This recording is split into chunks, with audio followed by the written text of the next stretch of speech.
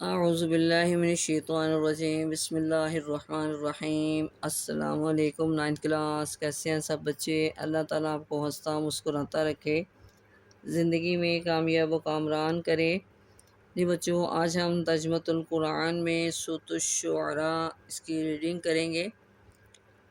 سب سے پہلے تو اس کا تعارف ہے۔ جی سورۃ الشعراء مکی صورت ہے، اس کی آیات کی تعداد 227 ہیں، 19ویں پارے میں ہیں اور اس کے 11 رکوع ہیں۔ زمانہ نزول سورۃ الشعراء مکی صورت ہے۔ ایک روایت کے مطابق سورۃ الشعراء سورۃ واقعہ کے بعد نازل ہوئی تھی۔ یہ صورت حضور اکرم خاتم النبیین صلی اللہ علیہ وسلم کی مکی زندگی کا وہ زمانہ تھا جس میں کفار مکہ آپ کی دعوت کی شدید مخالفت کرتے ہوئے آپ سے اپنی پسند کے معجزات دکھانے کا مطالبہ کر رہے تھے۔ آگے دی سورۃ الشعراء کی خصوصیت یہ ہے کہ یہ آیات کے لحاظ سے طویل ترین مکی صورت ہے۔ سورۃ الشعراء کا خلاصہ سابقہ انبیاء کرام علیہ السلام کے واقعات کے ذریعے مسلمانوں کو تسلی دینا ہے، اور پھر سورۃ الشعراء کے آخر میں اچھے اور برے شاعروں کی نشانیاں بیان کی گئی ہیں۔ اسی مناسبت سے اس سورت کا نام سورۃ الشعراء ہے، یہ اس کی وجہ تسمیہ ہے۔ آگے جی مضامین، تسلی کا بیان۔ سورۃ الشعراء کا آغاز حضرت محمد رسول اللہ خاتم النبیین صلی اللہ علیہ وسلم کو تسلی دینے سے ہوتا ہے۔ سابقہ انبیاء کرام کے واقعات کے ذریعے حضرت محمد رسول اللہ خاتم النبیین صلی اللہ علیہ وسلم اور صحابہ کرام رضی اللہ تعالیٰ عنہم کو تسلی دی گئی ہے کہ ایک دن ایمان والے ہی کامیاب ہوں گے۔ وحدانیت کی دعوت دینے کا ذکر۔ سابقہ انبیاء کرام علیہ السلام کو اپنی اپنی قوموں کو حوصلے اور ثابت قدمی کے ساتھ اللہ تعالیٰ کی وحدانیت کی دعوت دینے کا ذکر ہے۔ ارشاد باری تعالیٰ ہے، موسیٰ علیہ السلام سے فرمایا، وہ رب ہے آسمانوں اور زمینوں کا اور جو کچھ ان دونوں کے درمیان ہے، اگر تم یقین کرنے والے ہو۔ سورۃ الشعراء آیت نمبر 24۔ ایک اور جگہ ارشاد ہے، تو تم اللہ کے سوا کسی اور کی عبادت نہ کرو۔ سورۃ الشعراء آیت نمبر 213۔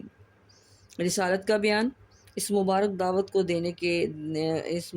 دعوت کو قبول کر لینے والوں کے انجام پانے اور نافرمانوں پر دنیا میں بھی عذاب اتارے جانے کا ذکر ہے۔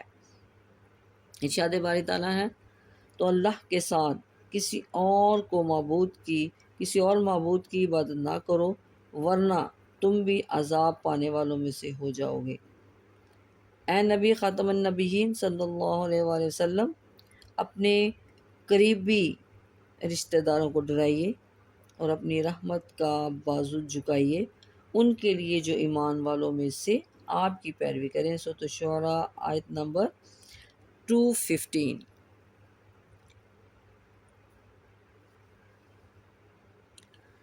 ان واقعات کے ذریعے حضرت محمد صلی اللہ خاتم النبیین صلی اللہ علیہ وسلم اور صحابہ کرام رضی اللہ تعالیٰ عنہ کو تسلی دی گئی ہے کہ ایک دن ایمان والے ہی کامیاب ہوں گے۔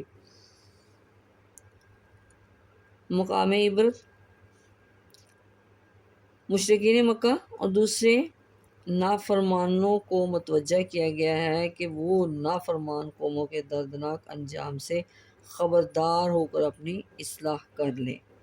ارشاد باری تعالیٰ ہے، بے شک اس قصے میں ضرور عبرت کی نشانی ہے اور ان میں سے اکثر ایمان والے نہیں تھے۔ سورۃ الشعراء آیت نمبر 190۔ قرآن مجید کے فضائل اور حقانیت۔ قرآن مجید کے فضائل اور حقانیت کا بیان ہے۔ اس کتاب کو عربی زبان میں تمام جہانوں کے پروردگار نے حضرت جبرائیل علیہ السلام کے ذریعے حضرت محمد رسول اللہ خاتم النبیین صلی اللہ علیہ وآلہ وسلم کے ذریعے کے قلب مبارک پر اتارا ہے۔ ارشاد باری تعالیٰ ہے، بے شک یہ قرآن تمام جہانوں کے رب کا نازل کیا ہوا ہے، اسے امانت دار فرشتہ حضرت جبرائیل علیہ السلام لے کر نازل ہوا ہے۔ آپ خاتم النبیین صلی اللہ علیہ وسلم کے دل پر تاکہ آپ ڈرانے والوں میں سے ہو جائیں یہ قرآن مجید نازل ہوا واضح عربی زبان میں، اور بے شک اس قرآن مجید کا ذکر پہلی کتابوں میں بھی موجود ہے۔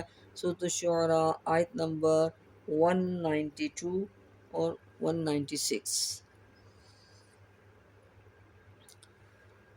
شاعروں کے کمزوریوں کا ذکر۔ سورت کے آخر میں شاعروں کی عمومی کمزوریوں کو بیان کرتے ہیں۔ ارشاد باری تعالیٰ ہے، اور شاعروں کی پیروی گمراہ لوگ ہی کرتے ہیں۔ کیا آپ نے نہیں دیکھا کہ بے شک وہ ہر وادی میں بھٹکتے پھرتے ہیں، اور وہ ایسی باتیں کہتے ہیں جو کرتے نہیں۔ سورۃ الشعراء آیت نمبر 226۔ آگیا جی، اچھے شاعروں کی صفات، اچھے شعراء کی صفات بھی بیان کی گئی ہیں، جیسے کہ ارشاد باری تعالیٰ ہے، سوائے ان نیک شاعروں کے جو ایمان لائے اور انہوں نے نیک اعمال کیے، اللہ کو کثرت سے یاد کرتے رہے۔ سورۃ الشعراء آیت نمبر 227۔ علم رمل نکات۔ سورۃ الشعراء کے مطالعے سے جو علم رمل نکات معلوم ہوتے ہیں ان میں سے کچھ یہ ہیں۔ روشن کتاب۔ قرآن مجید اللہ تعالیٰ کی طرف سے ایک روشن کتاب ہے جس میں زندگی گزارنے کے واضح اصول موجود ہیں۔ ارشاد باری تعالیٰ ہے، یہ واضح روشن کتاب قرآن مجید کی آیات ہیں۔ سورۃ الشعراء آیت نمبر 4۔ عربی زبان کی فضیلت۔ ہمیں عربی زبان سیکھنی چاہیے کیونکہ اللہ تعالیٰ نے قرآن مجید کو عربی زبان میں نازل فرمایا ہے۔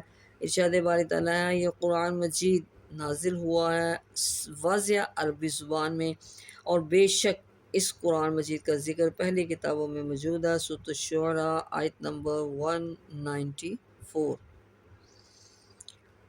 رشتہ داروں کو نہیں عن المنکر کی اہمیت۔ ہمیں اپنے رشتہ داروں کو شرک اور اللہ تعالیٰ کی نافرمانی سے باز رکھنے کی کوشش کرنی چاہیے، کیونکہ یہ حضرت محمد رسول اللہ خاتم النبیین صلی اللہ علیہ وسلم کا طریقہ ہے۔ ارشاد باری تعالیٰ ہے، اے نبی خاتم النبیین صلی اللہ علیہ وسلم اپنے قریبی رشتہ داروں کو ڈرائیے۔ سورۃ الشعراء آیت نمبر 214۔ شفقت اور تواضع۔ ہمیں ایمان والوں سے بہت شفقت اور تواضع سے پیش آنا چاہیے۔ ارشاد باری تعالیٰ ہے، اور اپنا رحمت کا بازو جھکائیے ان کے لیے جو ایمان والوں میں سے آپ کی پیروی کریں۔ سورۃ الشعراء آیت نمبر 215۔ شیطان کی مصاحبت اور گناہ گاروں کا ساتھی۔ شیطان جھوٹے اور گناہ گار لوگوں کا ساتھی ہے۔ ارشاد باری تعالیٰ ہے، کیا میں تمہیں بتاؤں کہ شیطان کن پر اتراتے ہیں، اور وہ ہر جھوٹے گناہ گار پر اتراتے ہیں۔ وہ سنی سنائی باتیں کانوں میں ڈال دیتے ہیں اور ان میں سے اکثر جھوٹے ہوتے ہیں۔ سورۃ الشعراء آیت نمبر 221 سے 223۔ جھوٹے شاعروں کی پیروی۔ جھوٹے شاعروں کی پیروی کرنے والے عموماً گمراہ لوگ ہوتے ہیں۔ ارشاد باری تعالیٰ ہے، اور شاعروں کی پیروی گمراہ لوگ ہی کرتے ہیں، اور کیا آپ نے نہیں دیکھا کہ بے شک وہ ہر وادی میں بھٹکتے پھرتے ہیں، وہ ایسی باتیں کہتے ہیں جو کرتے نہیں۔ سورۃ الشعراء آیت نمبر 224۔ اچھے شاعروں کی صفات۔ ایمان لانا، نیک عمل کرنا، اللہ تعالیٰ کا ذکر کرنا، ظالموں کو جواب دینا اچھے شاعروں کی صفات ہیں۔ ارشاد باری تعالیٰ ہے، سوائے ان شاعروں کے جو ایمان لائے، انہوں نے نیک اعمال کیے اور اللہ کو کثرت سے یاد کرتے رہے۔ سورۃ الشعراء آیت نمبر 227۔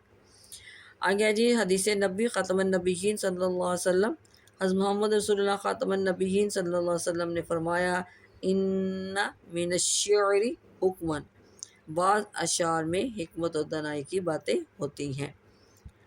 یہ تھی آج کی ہماری ریڈنگ۔ اب ہم اس کی ایکسرسائز کرتے ہیں۔ آگے جی دعائیں۔ رب حب لی حکما والحقنی بالصالحین واجعل لی لسان صدق۔ اے میرے رب، مجھے حکمت عطا فرما اور مجھے صالحین میں شامل فرما، اور میرا ذکر خیر جاری فرما بعد میں، فی الآخرین بعد میں، واجعلنی من ورثۃ جنت النعیم بعد میں آنے والوں میں، اور مجھے بنا دے نعمتوں والی جنت کے وارثوں میں، ولا تخزنی یوم یبعثون، اور مجھے رسوا نہ کرنا جس دن لوگ دوبارہ اٹھائے جائیں گے۔ آگے جی ہماری ایکسرسائز۔ اس میں جی درست جواب کی نشاندہی کہیں۔ آیات کے لحاظ سے طویل ترین مکی صورت ہے، سورۃ الشعراء، سورۃ عنکبوت، سورۃ الروم، سورۃ لقمان۔ اب اس میں صحیح آنسر کیا ہے؟ سورۃ الشعراء۔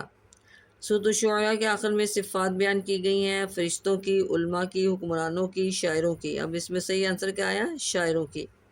جھوٹے اور گناہ گار لوگوں کا ساتھی ہوتا ہے، شاعر، شیطان، جن، نفس۔ اب اس میں صحیح آنسر کیا آیا؟ شیطان۔ نافرمانوں پر عذاب اترتا ہے، دنیا میں، قبر میں، آخرت میں، تینوں میں۔ اب اس میں صحیح آنسر کیا آیا؟ تینوں میں۔ عموماً جھوٹے شاعروں کی پیروی کرتے ہیں اداکار لوگ، گمراہ لوگ، ان پڑھ لوگ، پڑھے لکھے لوگ۔ اب اس میں کیا آنسر آیا جی؟ گمراہ لوگ۔ آگے جی مختصر جواب دیں، سورۃ الشعراء کو یہ نام کیوں رکھا گیا؟ تو اس کے آنسر میں لکھیں گے جی سورۃ الشعراء کے آخر میں اچھے اور برے شاعروں کی نشانیاں بیان کی گئی ہیں، اسی مناسبت سے اس سورت کا نام سورۃ الشعراء ہے۔ یہ ہمارے فرسٹ شارٹ کا آنسر۔ آگے جی سورۃ الشعراء کا خلاصہ کیا ہے؟ سورۃ الشعراء کا خلاصہ سابقہ انبیاء کرام علیہ السلام کے واقعات کے ذریعے مسلمانوں کو تسلی دینا ہے۔ سورۃ الشعراء کے اہم علمی اور عملی نکات میں سے 2 تحریر کریں۔ اس میں سے کوئی سے بھی 2 آپ نے لکھ دینے ہیں۔ ہمیں ایمان والوں سے بہت شفقت اور تواضع سے پیش آنا چاہیے، شیطان جھوٹے اور گناہ گار لوگوں کا ساتھی ہے۔ جی بچوں، یہ تھا آج کا ہمارا سبق سورۃ الشعراء۔ اس کی ہم نے کمپلیٹ ریڈنگ بھی کی اور اس کی ایکسرسائز بھی کی۔ اس کو آپ نے اچھی طرح یاد کرنا ہے، اپنے دوستوں کے ساتھ اس کو شیئر کریں، زیادہ سے زیادہ اس کو سن کے سمجھیں اور اس کو یاد کریں۔ دعاؤں میں یاد رکھیے گا۔ اوکے، اللہ حافظ۔